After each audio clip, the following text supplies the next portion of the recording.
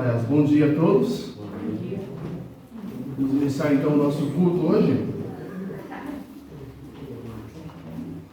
Vamos começar com uma oração.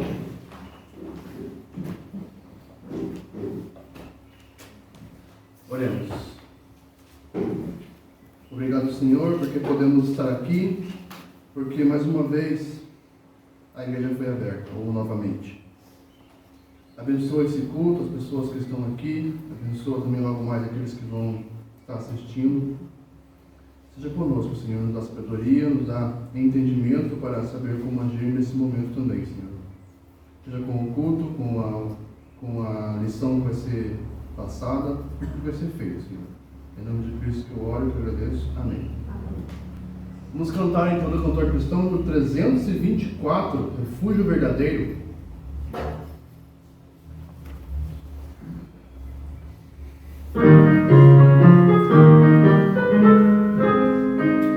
Seguro estou, não tenho temor do mal, sim guardado pela fé em meu Jesus. Não posso duvidar desse amor real, Ele em seu caminho sempre me conduz. Não me deixará, mas me abrigará do pecado, vil me vem livrar. A sua graça não me recusará, sim, Jesus é quem me pode sustentar. No poder de Cristo Mestre, minha vida salva está. Do perigo que cercá-la, Ele poderá livrar. Seu poder eterno sempre a susterá. Abrigo eterno tenho no Salvador, Ele esconde a minha vida em seu poder. Eu recear não posso do malfeitor, que procura pertinaz me enfraquecer. Confiado então nessa proteção, sigo a Cristo e quero ser fiel. Na minha vida cheia de gratidão, sim a meu Senhor e Rei Emmanuel. No poder de Cristo Mestre, minha vida salva está. No perigo que cercá-la, Ele poderá livrar. Seu poder eterno sempre a susterá. Perigo algum me pode causar temor, pois meu Salvador não me abandonará. Com sua proteção e com seu amor, dirigindo minha vida Ele estará. Nunca deixarei, mas fiel serei, sempre firme, cheio de fervor. A Cristo Redentor, meu Senhor e Rei, eu me entregarei firmado em seu amor. No poder de Cristo Mestre, minha vida salva está. Do perigo que cercá-la, Ele poderá livrar. Seu poder eterno sempre a susterá. Vamos continuar louvando a Deus com o número 375.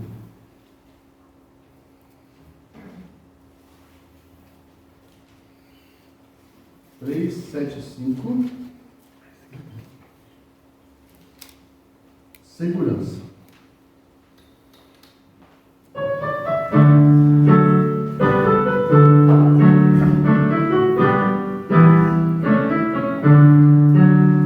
Vivo feliz, pois sou de Jesus, e já desfruto do gozo da luz. Sou por Jesus, herdeiro de Deus,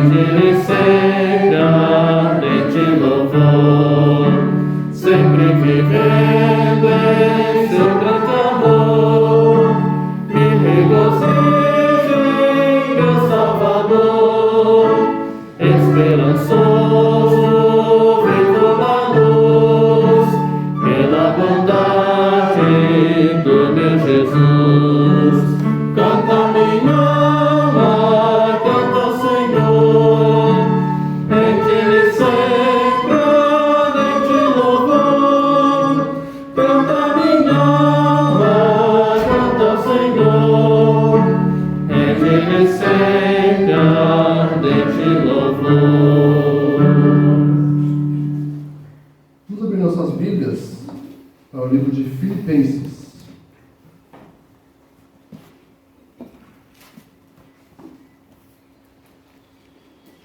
Filipenses, capítulo 4. Filipenses 4, está lendo do versículo 2 ao versículo 8.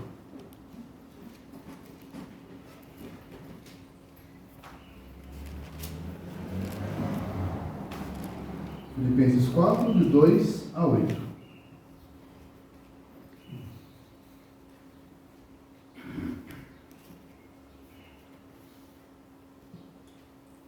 Rogo a Evódia e rogo a Síntique que pensem concordemente no Senhor. A ti, fiel companheiro de jogo, também peço que as auxilies, pois juntas se esforçaram comigo no Evangelho. Também com Clemente e com os demais cooperadores meus, cujos nomes se encontram no livro da vida. Alegrai-vos sempre no Senhor. Outra vez vos digo, alegrai-vos. Seja a vossa moderação conhecida de todos os homens. Perto está o Senhor. Não andeis ansiosos de coisa alguma. Em tudo, porém, seja conhecida diante de Deus as vossas petições, pela oração e pela súplica com ações de graças. E a paz de Deus, que excede todo entendimento, guardará o vosso coração e a vossa mente em Cristo Jesus. Finalmente, irmãos, tudo que é verdadeiro, tudo que é respeitável, tudo que é justo, tudo que é puro, tudo que é amável, tudo que é de boa fama, se alguma virtude há e se algum louvor existe, seja isso que ocupe o vosso pensamento. E nossa irmã Débora possa estar orando. Obrigada, Senhor, pelo nosso dia. Agradecemos pelo teu cuidado conosco. Agradecemos porque nós conseguimos retornar para o culto aqui presencial na tua casa. Obrigado, Deus, porque o Senhor tem cuidado de nós. Peço que esteja nos abençoando, nos protegendo no restante do dia e do culto, e que o Senhor esteja sempre presente em nossas vidas, que nós consigamos colocar sempre o Senhor no centro de todas as coisas que fizermos. Em nome de Cristo que eu oro. Amém. Amém. Número 377. Deixa eu virar uma folha. Não sei por que de Deus o amor a mim se revelou. 377.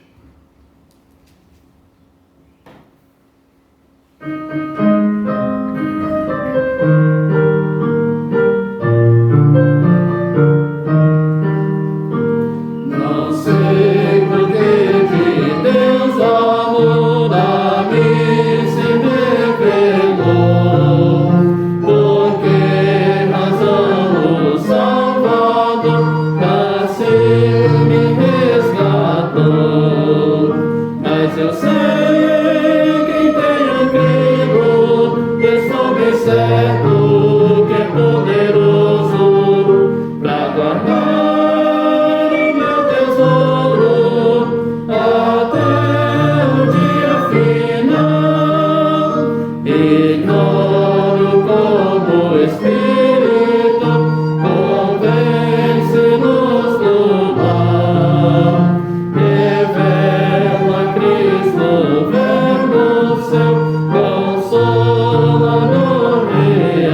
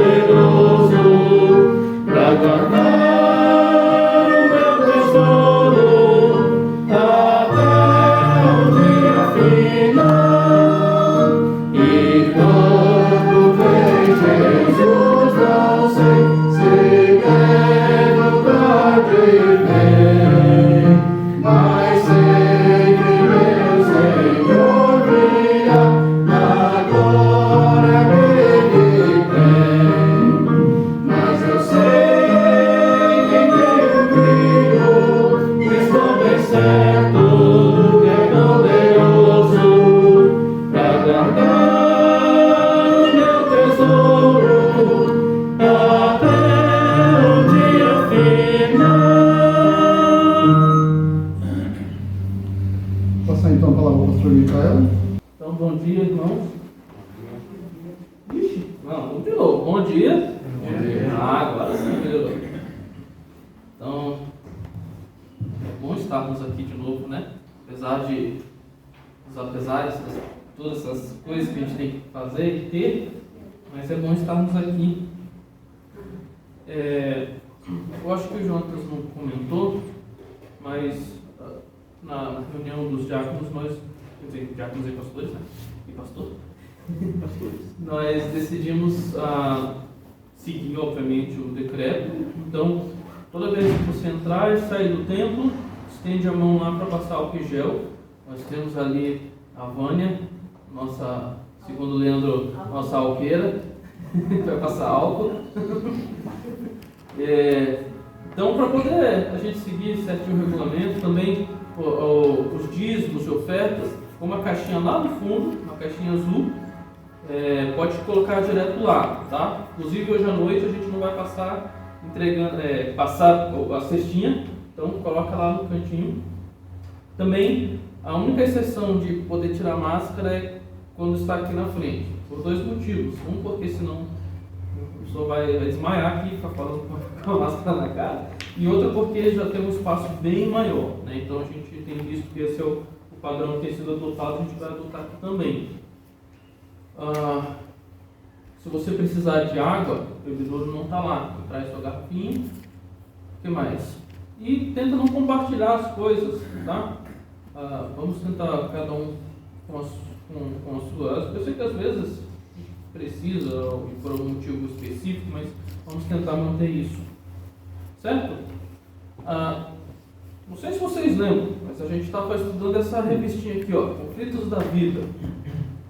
Eu confesso que eu já nem lembrava mais o que a gente estava vendo nessa revista, de tanto tempo que faz.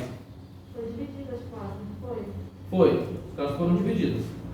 Então, era para Marli, era para Giovana e os dois lá atrás irem com a Marli, mas eu não sei o que aconteceu com a Marli. Eu acho que vocês podem ir direto lá para a classe de vocês.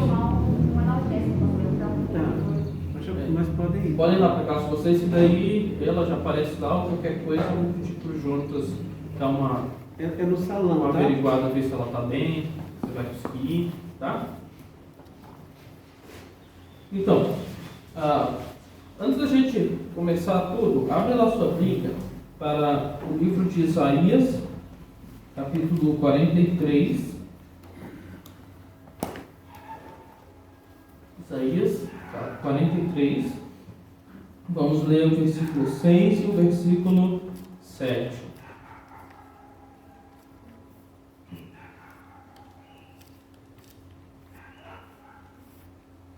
Isaías 43, 6 e 7 diz assim: Direi ao norte, entrega, e ao sul, não retenhas. Trazei meus filhos de longe e as minhas filhas das extremidades da terra.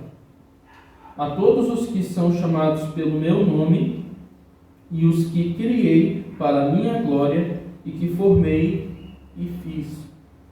Também, vamos lá para o livro de Gênesis. Gênesis, capítulo 2.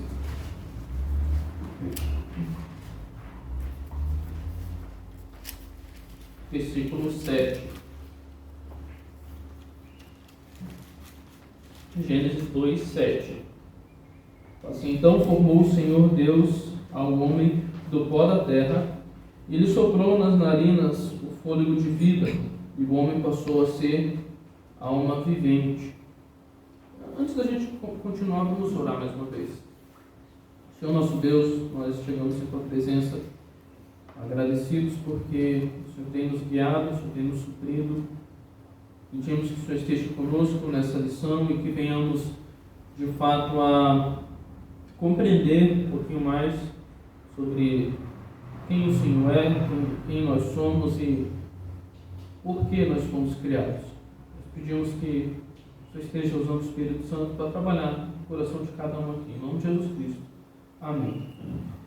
Então nós vamos ver um pouquinho sobre os conflitos da vida e, na verdade, hoje eu quero fazer só uma breve recapitulação lá do primeiro capítulo da revista, que eu mesmo não lembro, né? Não lembrava.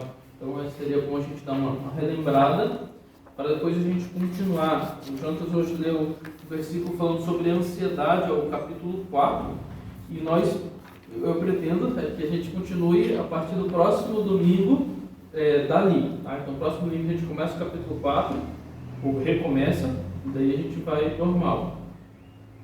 Só uma coisa, tá? É uma classe, então, por favor, façam perguntas. Eu tenho dado escola dominical lá em Apucarana também. Na verdade, é interessante, né? Agora eu estou dando EBD lá em Apucarana. E é complicado quando a gente está assim, sem receber perguntas, por vídeo, né? Mas então agora que a gente está com esse privilégio de estarmos juntos, então, por favor, isso me ajuda, tá? Antes da gente entender o sentido da vida, a gente precisa entender, então, o que é a vida.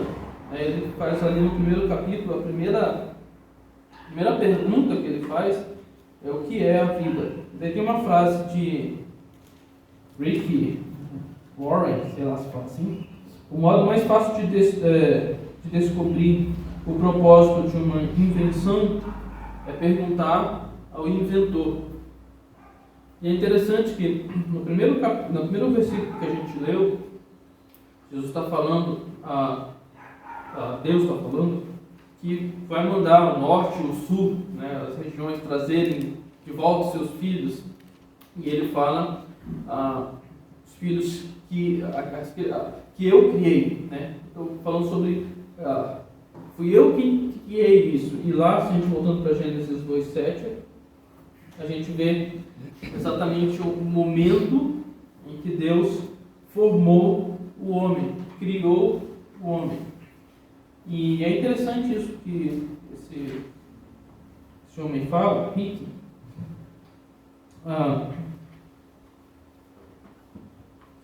que a forma mais fácil de a gente entender como funciona e para que foi feito é perguntar para quem fez aquilo.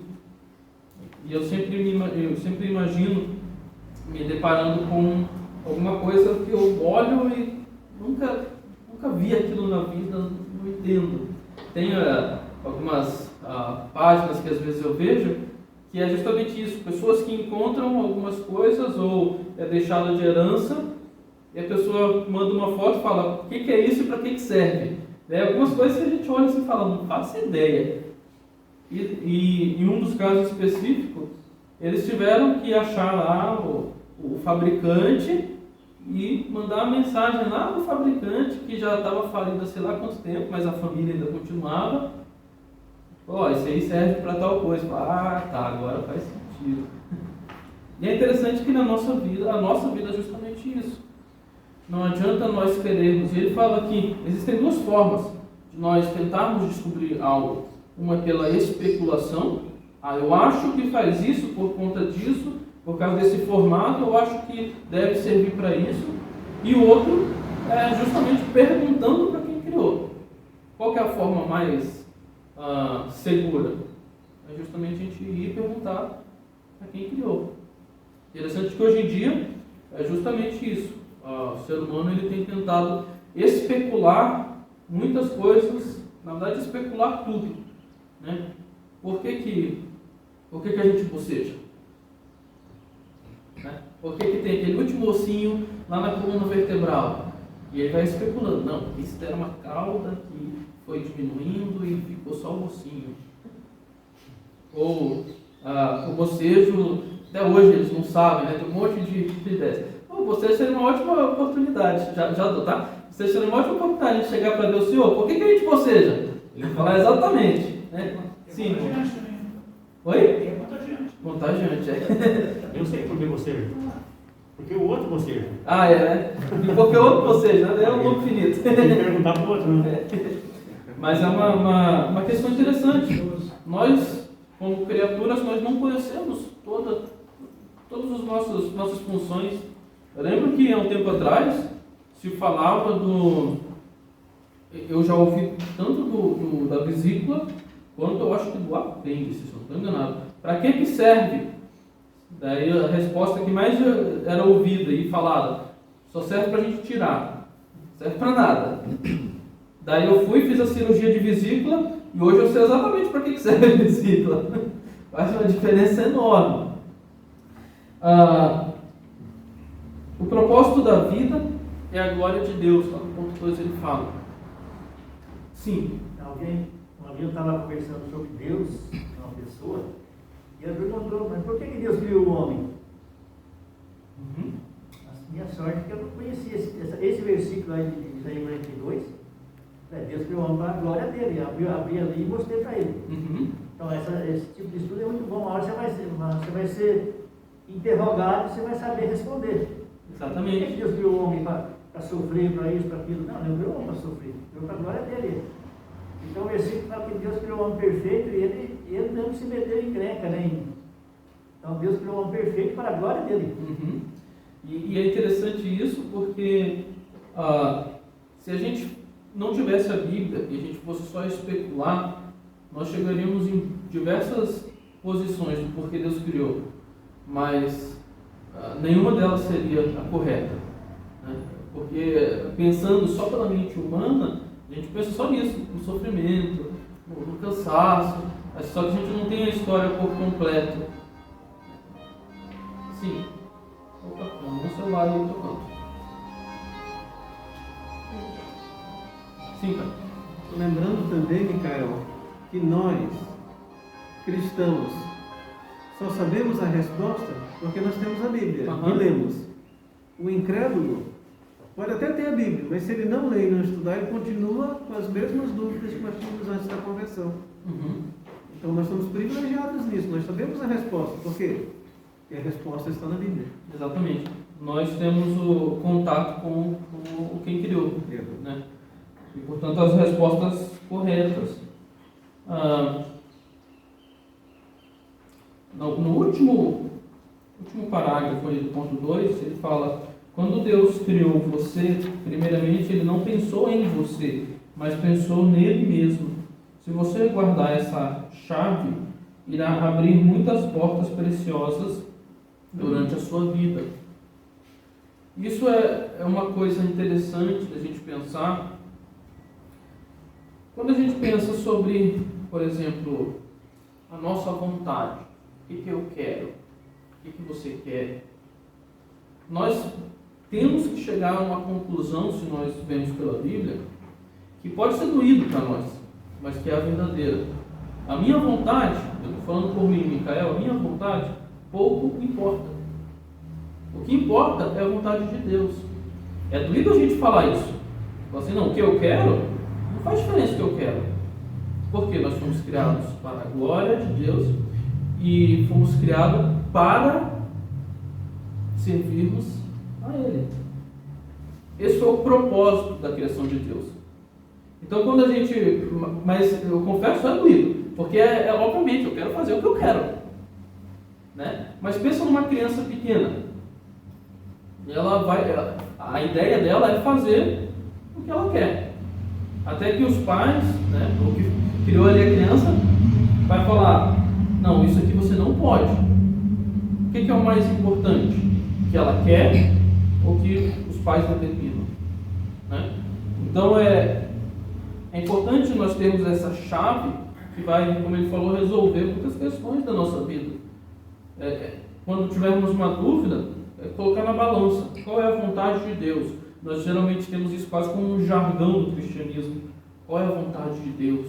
Descobrindo a vontade de Deus. Mas muitas vezes a gente tira um peso muito grande dessa palavra vontade. Porque, ou seja, se eu quero a vontade dele, eu automaticamente estou abnegando a minha vontade. Ponto 3.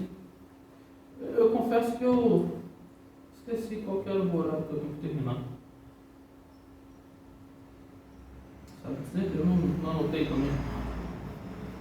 Acho que umas 10h40, 10h35, 10h40. Então vai dar tempo. O sentido da vontade, o sentido da vida é a paz com Deus. Ponto 3 lá, tá? Com a entrada do pecado no mundo, que trouxe a separação entre entre o homem e Deus, a maior necessidade do homem passou a ser a paz com Deus. E se você lembra lá de Romanos, capítulo 5, versículo 1, vai mostrar claramente que nós estamos,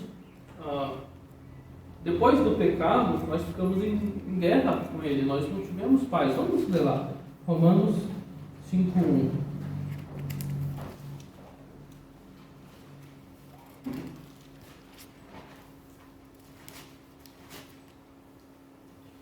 Justificados, pois, mediante a fé, temos paz com Deus, por meio de nosso Senhor Jesus Cristo. Nós só temos paz com Deus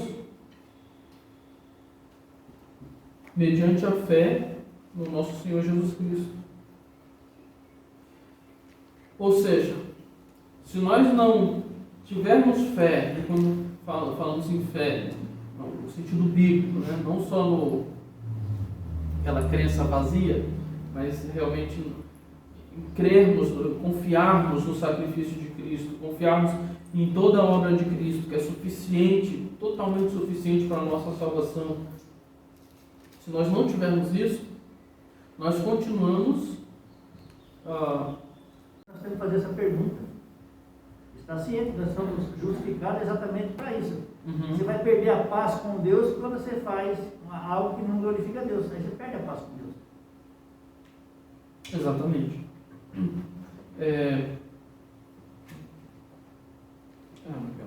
Sim.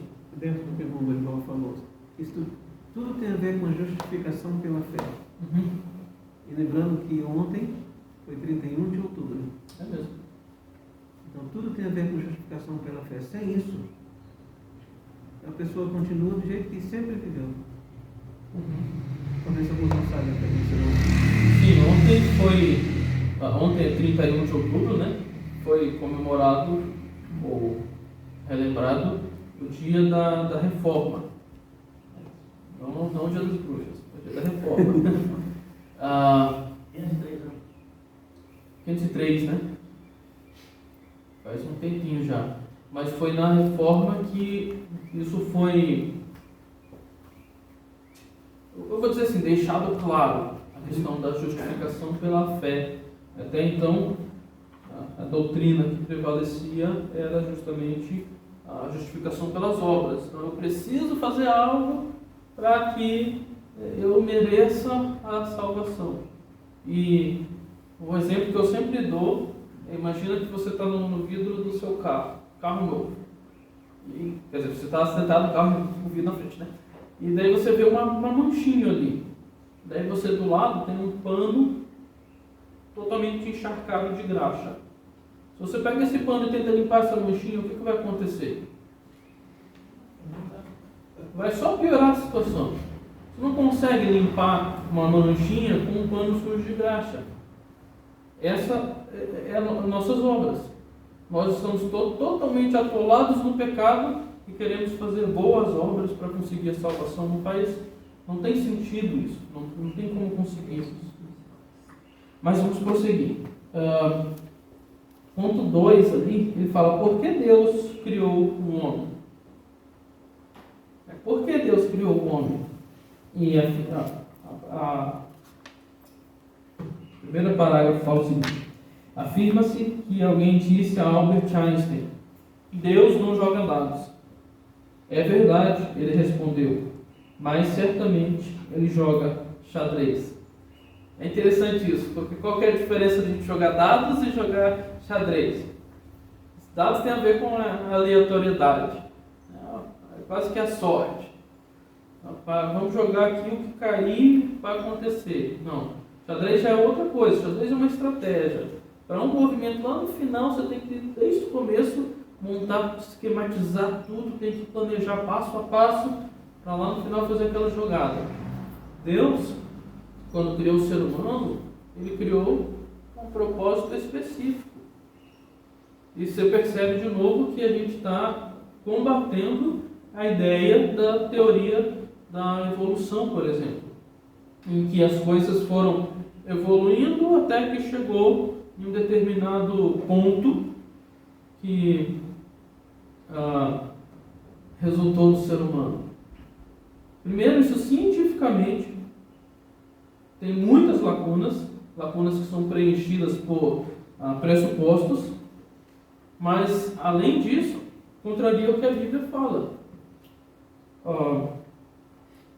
Deus criou o homem com propósitos específicos, e aqui no livro ele nos dá 3 propósitos específicos. Ou seja, o principal objetivo do homem é glorificar a Deus, mas o homem ele tinha como se fossem características implícitas. Primeiramente, criado para ser eterno. Ao afirmar que Deus colocou a eternidade no coração do homem, em Eclesiastes 3:11, o autor de Eclesiastes está nos informando que o homem foi criado para algo mais que a roda viva da vida. Deus colocou dentro de nós o conhecimento de que este mundo não é suficiente. Um historiador russo escreveu: dê ao homem tudo o que ele quer e logo ele verá que o tudo não é tudo. Deus criou o homem para ser eterno. Isso é uma coisa assim que me deixa... Assim, eu não consigo entender isso. A eternidade, na minha mente, às vezes não consigo entender. Eu acho que isso deve ser meio que para todo mundo. É se você viver eternamente. Não é 100 anos, não é 1000 anos, é eternamente, não ter fim. Adão e Eva eram para ter vivido eternamente. Deus criou eles nessa perfeição. A morte veio por conta do pecado. Isso a gente sabe, em vários lugares na Bíblia a gente vê isso, né? E por que Deus criou o homem para ser eterno? Tinha um propósito. E esse propósito a gente consegue ver sendo cumprido lá, depois no nosso caso, no caso da igreja do milênio, até já começa, mas lá no novo céu e nova terra. Aquilo lá, o que eu consigo compreender, era o que Deus queria que acontecesse desde lá de Adão e Eva. Ou seja, o ser humano eterno, o ser humano perfeito, e a gente vai falar um pouquinho sobre ser santo, e adorando, glorificando ao seu Criador. Então, a morte, ela não é natural nesse sentido. Né? Algum comentário em cima disso? Não? Ponto 2. Criado para ser santo. Ele fala ali: nem pense numa imagem celestial, imóvel no canto da parede, ou numa pessoa legalista, e nem na série de proibições que todas as áreas, para todas as áreas da vida. Essa não é a ideia bíblica de um ser santo. Em que nos baseamos para afirmar que o homem foi criado para ser santo? A resposta é a mesma que estamos defendendo desde o início dessa lição, ou seja, tudo começa em Deus. Deus é um ser totalmente santo. Então ele só poderia criar seres santos. Os anjos são santos, o ser humano inicialmente era santo, e como ele falou aqui, o ser santo não é ser, digamos, legalista, no sentido de ter uma lista gigantesca de proibições e não pode isso, não pode isso. Não, o ser santo é justamente ser separado de todo o resto para poder estar junto a Deus, estar junto com Deus. No último parágrafo ele fala: essa face de Deus, isto é, a sua santidade, precisava ser mais enfatizada nas igrejas. Da mesma forma que não fomos criados para a nossa própria glória, também não fomos feitos para nos comportar conforme os nossos próprios conceitos. A santidade do crente, do salvo, deveria cada vez mais se aproximar da santidade do próprio Deus. Deus fala: sede santos, como eu sou santo. Então, essa última parte não está ali sobrou espaço na folha, eu vou escrever. Não, é como eu sou santo. Da mesma forma, seguindo os mesmos parâmetros que eu sou santo, você precisa ser santo. E obviamente nós não somos santos como Deus é santo. Mas isso não nos impede de continuar caminhando rumo a essa santificação. Aquilo é o nosso alvo, é que a gente consegue chegar lá longe. Não é porque está lá longe que a gente vai se desviar para outros caminhos. A gente precisa continuar caminhando para lá. Isso me fez lembrar uma vez que eu fui acampar, fui fazer trilha com o Itupava, era o Eliel e o Edson. Nós fomos lá, a primeira vez que a gente foi, não conhecia nada. A gente entrou aqui em 4 Barras, saímos lá em Morretes, naquela PR. E aí, como é que a gente pega o ônibus para voltar? O pessoal falou: vai em Morretes, e daí você pega, lá tem um ônibus para voltar para Curitiba. Daí, ok, onde fica Morretes? Tá vendo aquela igrejinha lá? Vai lá, você vai encontrar. Eu olhei lá na frente de uma igrejinha, e a gente andou, e andou, e andou. E eu tinha certeza que aquela igreja estava cada vez ficando menor. Nós não pode, a gente está indo para trás. E a gente andou não sei quantas horas até que a gente conseguiu chegar. É basicamente isso. A gente está olhando a santidade de Deus, o quanto Ele é santo, é como se estivesse lá longe. A nossa caminhada é muito longa. Mas não é por causa disso que eu vou virar para o lado, né? A gente tem que continuar andando. E, de fato, nós não vamos conseguir chegar àquele ponto e nem chegar ao ponto máximo que nós podemos enquanto nós estivermos aqui. Porém, Deus espera que nós consigamos caminhar, quer dizer, que nós caminhamos o máximo possível. Daí no arrebatamento, quando Jesus vier, daí Ele vai nos glorificar, daí sim nós seremos perfeitos. Algum comentário? Não? Terceiro ponto, ele fala: criado para ser servo. Deixa eu ver quanto tempo tem. Ok. Criado para ser servo. Ao colocá-lo no jardim do Éden, a Bíblia afirma que o próprio Deus...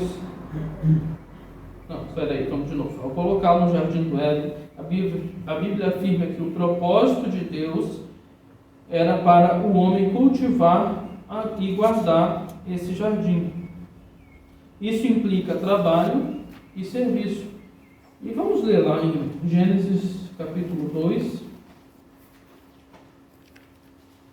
Gênesis capítulo 2, versículo 15. Tomou, pois, o Senhor Deus ao homem e o colocou no jardim do Éden para o cultivar e o guardar. Nós lemos o capítulo 2. Qual é o capítulo que mostra a entrada do pecado na terra? 3, juntamente com as consequências. Ou seja, o trabalho de cultivar a terra não tem nada a ver com o pecado. Algumas pessoas falam assim: se Adão não tivesse pecado, não precisava trabalhar. Não, você precisava trabalhar sim. A questão é que... A questão é que daí depois que pecou, daí o trabalho se tornou pesado, se tornou cansativo, enfadonho. O peso do trabalho foi aumentado muito. Mas Adão tinha lá que, de alguma forma, criar uma enxadinha lá de alguma maneira lá, né? Talvez uma enxada só com madeira, sei lá como é que ele fazia. Mas ele tinha que ir lá, fazer os buracos no chão, colocar ali a semente. Ele tinha que cultivar a terra. Na verdade, uma vez um teólogo falou, e eu achei bem interessante, que para mim parece fazer mais sentido. A ideia de Deus não era que o ser humano saísse do jardim do Éden em algum momento e fosse cultivando em outros locais. Era que do jardim do Éden ele expandisse para a terra inteira, como se fosse a terra inteira um enorme jardim do Éden, né? Ele fosse cultivando e crescendo aquele jardim até chegar a alcançar a terra inteira. Olha que legal, que maravilha que assim. Mas o ser humano tem que trabalhar. E por que trabalhar? Porque nós somos servos. Essa é uma palavra que é interessante. Toda vez que eu falo sobre ser servo, me vem na mente o tempo em que no Brasil ainda tinham aqueles engenhos, né, em que os escravos precisavam moer ali, né, a cana, não sei como é que chama, não sei se é moer, espremer, a cana, como é que é? É moer mesmo, né? Moer a cana de açúcar ali para poder fazer diversas coisas, o açúcar e tudo. Aqueles homens eram servos e eles tinham seu senhor. Eu sempre fico pensando no senhor falando: ó, você, meu servo, vai lá e roda aquela roda ali para poder espremer a cana. E o senhor falando: ah, não, hoje não. Hoje eu não estou com vontade. Sério, hoje? Ah, mas senhor, mas está meu chovendo, meu quero antes, senhor. Não. O que será que acontecia se um servo fizesse isso? Seria disciplinado. Obviamente o nosso Senhor é um Senhor amável, um Senhor que é Deus e que é amor. Mas Ele também é um Senhor que continua sendo Senhor. Nós ainda somos servos. Quando você aceitou a Cristo como Senhor e Salvador. Salvador porque Ele te tirou lá do caminho que você estava indo para o inferno, colocou o reino da luz. Mas Senhor, porque você dedicou toda a sua vida para servi-lo. Nós dedicamos, eu também dediquei. Ou seja, eu sou servo de Cristo, eu sou servo de Deus. E isso é importante na nossa vida, no nosso dia a dia, de nós pensarmos: se Deus está mandando eu fazer isso, se isso é para a glória de Deus, por que eu não farei? Primeira resposta que vem na nossa mente é: porque eu não quero. Aí, de novo, entra o que eu falei lá no começo. O nosso querer, pouco importa. Pouco não, pouco. Nosso querer pouco importa. O que eu quero está abaixo do que Deus quer, né? E por isso a figura de servo, por isso a figura de Senhor. Deus é nosso Senhor. E isso tem um peso muito grande. Eu acho que a gente repetir as coisas muitas vezes faz ela ir perdendo significado, né? Perdendo peso. E essa é uma das coisas que tem perdido o peso. Algum comentário sobre a lição 1, senão vamos para a lição 2, sim? Esse mesmo ponto aí sobre Salvador e Senhor. Quando aquele carcereiro perguntou a Paulo: o que devo fazer para que seja salvo? A resposta foi: crer no Senhor Jesus, e será salvo. Então achei interessante o certo escritor mencionando isso. Não é só crer em Jesus como Salvador, você crê em Jesus como Senhor. Como Jesus, Ele nos salva, como Senhor, Ele quer dirigir as nossas vidas. E a mensagem do Evangelho deve envolver esses dois aspectos. Jesus é Salvador, sim, mas Ele é Senhor. Então não adianta a pessoa dizer assim: pai, eu aceitei a Cristo como meu Salvador, e vive de qualquer jeito. A mensagem do Evangelho está incompleta. A pessoa não entendeu o Evangelho ainda. Eu acho que linkando com aquilo que a gente falou antes, Deus foi o nosso Criador, então ele sabe exatamente o que o homem pode fazer e ele sabe exatamente o que o homem deve ser. Quando a gente encara Deus como nosso Senhor, nós temos que ter em mente que Ele não quer, digamos, nos escravizar, judiar da gente, quer fazer, não. É porque Ele, como Criador, Ele consegue enxergar todo o panorama e Ele sabe que o melhor caminho é se a gente seguir o que Ele está falando, poder chegar onde nós devemos ser, né? no nosso auge, no nosso maior, nas nossas maiores capacidades. Se a gente seguir exatamente o que Deus deseja, nós vamos seguir pelo caminho correto. Agora, se nós ficarmos brigando com Deus, aí nós vamos seguir por diversos caminhos que vão nos levar à nossa ruína.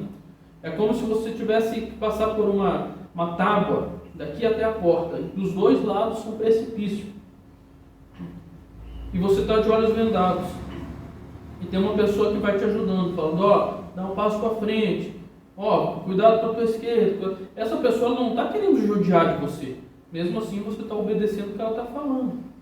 É como se fosse isso. Deus, Ele é o nosso Senhor, não para nos judiar, mas para que nós consigamos chegar até onde nós devemos chegar, ser quem nós devemos ser. Mas daí, quando a gente fala sobre vida, entram alguns aspectos que nós fomos criados em perfeição, mas nós caímos. E porque nós caímos, então nós começamos a ter diversos problemas na nossa vida. Nós tivemos diversas espécies de conflitos. E entra a segunda lição, de onde vêm os conflitos. De certa forma eu já resumi o capítulo todo dessa frase, mas ali no ponto 1 ele fala, quem somos agora? No segundo parágrafo ele fala, herdamos do primeiro casal o gene do paraíso perdido. E ele dá um resumo ali do que seria isso, mas é basicamente o ser humano, Adão e Eva, pecaram, e esse pecado foi passado de um por um. Então nós temos esse pecado herdado. Da mesma forma, nós, digamos, contraímos, nós adquirimos mais pecado conforme nós vivemos. Então, nós temos o pecado herdado e ao mesmo tempo nós temos o pecado que nós mesmos fabricamos. E portanto nós somos seres caídos. Somos seres que... é justamente essa palavra, né? Caídos. Nós caímos ali no momento do primeiro pecado e cada vez mais o ser humano peca. E por isso ele precisa do Salvador. Por isso ele precisa de Jesus como Salvador, porque por si mesmo ele não consegue a salvação. Ele fala, somos seres expulsos do paraíso.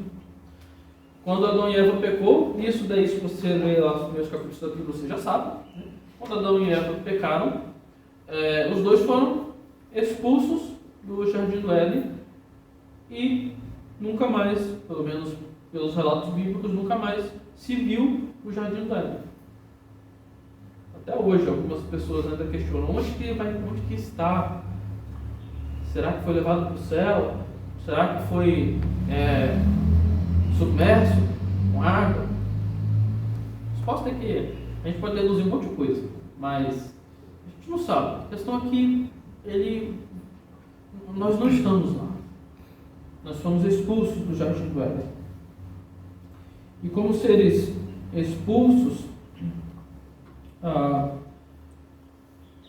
nós estamos convivendo com esse pecado no nosso interior.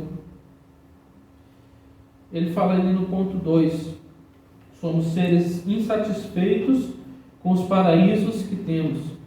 A insatisfação é gerada pelo senso da perda. Nada satisfaz, nada preenche o coração que não está no lugar originalmente planejado por Deus. Isso explica o comportamento da humanidade que busca freneticamente satisfazer-se em tantas coisas, em tantos lugares, mas a sede só aumenta. Nenhum momento de nossa vida será tão pleno que não haverá nenhum reparo a ser feito. Nós só vamos estar completamente satisfeitos quando estivermos exatamente onde Deus criou para que nós estivéssemos. Ou seja, na presença dEle. E daí nós podemos pensar, tanto começando desde o milênio. No milênio já vamos ter essa experiência, mas depois dos novos céus, nova terra, isso vai ser eterno e não se acabará mais. E é por isso que hoje em dia existe uma busca tão grande quanto a felicidade. Não sei quantos já ou se lembram que aqueles filósofos antigos, principalmente, mas hoje em dia também continua, eles buscavam a felicidade. Como encontrar a felicidade? Daí uns falavam, a felicidade está no seu interior. Outros falavam, não, a felicidade está em você se satisfazer, tudo que você quer, você se satisfaz. Né? E até essa é uma linha de pensamento que dava origem à libertinagem geral. A tudo que eu quero beber, eu vou lá e vou beber até não querer mais. Eu quero fazer... E até hoje em dia meio que tem um pouco disso, né? Algumas pessoas têm muito isso. Se eu posso, se eu quero, por que eu não vou lá fazer? Nenhum comentário? Ou vocês estão entendendo bem, ou vocês não estão entendendo nada, né? Sim. Então vou falar. Isso, por favor. Aí entra aquele jargão, né? O importante é ser feliz, né? Isso aí, exatamente. E a pessoa pode tentar buscar o que quiser. Ela nunca vai se satisfazer. E isso me lembra ali de Salomão, né? Salomão buscou de tudo para se satisfazer. No final da vida ele falou o quê? Tudo vaidade. O que importa é temer ao Senhor. Temor do Senhor. Isso é o importante. O resto tudo. Pensa em quantos, hoje em dia, quantos bilionários, riquíssimos, que pode ter tudo que eles quiserem. E mesmo assim estão lá com depressão. Algumas pessoas podem até achar estranho. Como assim? A pessoa pode ter tudo. Pode se divertir. Cada dia tem uma diversão diferente. E mesmo assim com depressão. Porque o importante não é isso. Nós só vamos nos satisfazer quando estivermos exatamente onde Deus quer que nós estejamos, que foi no local que Ele planejou desde o começo. Somos seres de paraíso em paraíso. Ele continua essa mesma ideia. Uma pessoa fora do seu ambiente natural se comporta como um peregrino, tentando encontrar o seu lugar. Então, continuando a mesma ideia de que nós estamos buscando essa felicidade, essa satisfação. Somos seres impedidos de voltar ao paraíso perdido. Ninguém jamais voltou ao paraíso perdido. Deus colocou anjos especialmente designados, portanto, cada qual portando cada qual uma espada de fogo que dava voltas em todas as direções, para que o primeiro casal não retornasse ao paraíso e tivesse acesso ao caminho da árvore da vida. Gênesis 3:24. Então, como eu falei lá, eles não voltaram para o paraíso e, consequentemente, ninguém mais voltou ao paraíso. Todos nós ainda almejamos isso. E o último, ele coloca: somos seres que decidem. O Senhor Deus perguntou a Adão: quem te fez saber que estavas no começo da árvore de que te ordenei que não comesses? Primeiro, o homem decidiu errado, e as consequências dessa decisão passaram a todos os homens. Escolhemos todos os dias e em todos os momentos. Isso é interessante. Nós ainda temos o poder de escolha. O que nós vamos fazer com a nossa vida? Nós sabemos o que nós devemos fazer, mas isso ainda depende um pouco da nossa escolha. Quer dizer, um pouco não, depende da nossa escolha. O que nós vamos fazer com isso que nós sabemos? Nós sabemos qual é o propósito da vida. E, de verdade, de nada adianta a gente saber de tudo isso se a gente não escolher fazer. E tem uma regra que é como você toma uma decisão acertada. Daí você tem 3 palavras. A primeira palavra é a palavra dever. A segunda palavra, a palavra poder. E a terceira, o querer. Muitas vezes a gente se baseia apenas no querer. Eu quero fazer isso, então eu vou fazer. Não, mas antes disso, eu quero fazer, mas eu posso fazer? Eu posso. Eu quero e eu posso, então eu vou fazer. Não, mas tem mais uma coisa. Eu devo fazer. É o dever que é o principal, é o primeiro. Então, eu quero roubar aquele celular do Jonas. Eu quero, então vou fazer. Fala, não, você não pode. Eu posso, eu tenho pernas, eu posso vir até ali e pegar, eu posso. Tenho todas as capacidades para fazer. A questão é, eu devo? Não devo, então eu não vou fazer. A nossa vida deve ter essa regra, seguindo essas 3 palavras. Vamos lá, senão eu vou ficar falando aqui até, não quero mais, 37 já. Por que sofremos? Primeiramente, a terra foi amaldiçoada. Quando o ser humano foi expulso do Jardim do Éden, ele recebeu maldições vindas do próprio Criador, do próprio Deus. E a terra, por consequência, foi amaldiçoada também. Ele fala ali, maldita é a terra por tua causa. Maldita é a terra por tua causa. Por isso nós sofremos, penamos, para plantar alguma coisa, ou qualquer trabalho que a gente faz, a gente vai penar um pouco.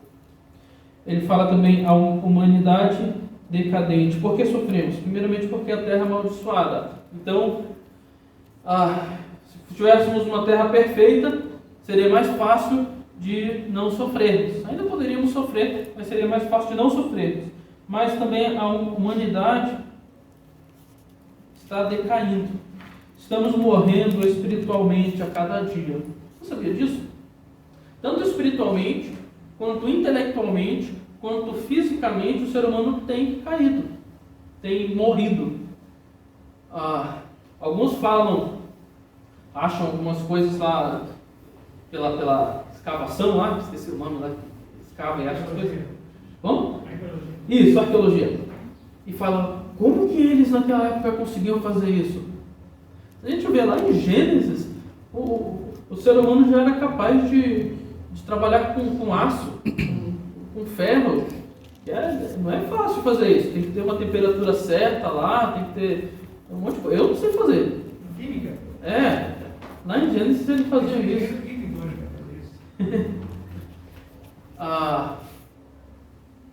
O ser humano tinha uma capacidade intelectual muito maior. Mas ao contrário do que se especula, que eram homens da caverna, não. O ser humano ele foi decaindo. Pensa qual foi o último gênio que realmente existiu. Um gênio mesmo, tipo o Albert Einstein. Parece que cada vez tem menos, né? E exatamente. Vamos lá, continuar. O campo de batalha. Ele fala, por que sofremos? Porque podemos destacar 3 características desse versículo sobre o inimigo que enfrentamos. Ele é poderoso, ele é maligno e ele é astuto. Então nós temos um mundo que está em maldição. O ser humano, ou seja, você, está em maldição. E ainda por cima nós temos todas as forças malignas nos atacando. Por que nós sofremos? A resposta está aí. E aqui, eu sei que eu já estou passando o horário, a gente vai parar, acho que nessa lição. Falei que ia passar as 3, mas vamos parar nessa, né? Uma coisa que eu sempre ouço: Deus é um Deus malvado, ou no mínimo um Deus sarcástico. Mas por quê? Porque Ele deixa todos os dias as crianças na África ou em qualquer outro lugar do mundo morrerem de fome. A grande questão é, isso é culpa de Deus? Foi Deus que é o responsável por essas mortes? O ser humano teve a oportunidade de viver no Jardim do Éden, todas as espécies de árvores frutíferas, com toda a regalia era perfeito. Mas por conta do pecado desses primeiros seres humanos, tudo começou a ser corrompido. Além do mais, essas próprias pessoas que estão cuidando das crianças, as próprias crianças estão em pecado, elas pecam. elas estão se corrompendo. E a culpa é de Deus. Por que as crianças morrem? Não é porque Deus quer que elas morram. Não, Deus não quer. Deus nunca quis o pecado, quer dizer, a morte. A morte é um salário do pecado. Então por que elas estão morrendo? Por consequência desse pecado. Porque o mundo é caído. O mundo é amaldiçoado. Se a terra não fosse amaldiçoada, quem sabe se na África não seria uma plantação de tudo quanto é tipo de árvore frutífera. Além disso, o ser humano é caído. Se o pecado não existisse, essas crianças seriam perfeitas. Elas não morreriam. E além do mais, nós estamos enfrentando o maligno, Satanás, os demônios, que estão aí justamente atacando o ser humano até não querer mais. Por que elas morrem? A culpa não é de Deus. A culpa é do ser humano. Então, é de novo aquela questão de ponto de vista. Mas tá, eu acho que por hoje está bom, né? Vamos orar só para encerrarmos. Senhor nosso Deus, nós te agradecemos porque nós temos a oportunidade de termos a Tua Palavra que nos explica exatamente o que o Senhor, quem o Senhor é, por que o Senhor criou o ser humano e por que nós estamos nessa situação que estamos. Nós temos toda a história, todo o panorama e podemos então decidir adorar o Senhor com as nossas vidas, com as nossas escolhas, servir ao Senhor, glorificar o Senhor. Nós pedimos, Senhor, que o Senhor esteja trabalhando no coração de cada um aqui, para que todos nós venhamos a tomar decisões acertadas, para que todos nós venhamos a Te adorar, glorificar o Teu nome em cada dia, em cada escolha, em cada momento. Nós pedimos que o Senhor esteja com cada um que está nos acompanhando, e também o Senhor venha abençoar, usar o Espírito Santo para trabalhar nos corações. E essas coisas eu oro em nome de Jesus Cristo. Amém. Amém.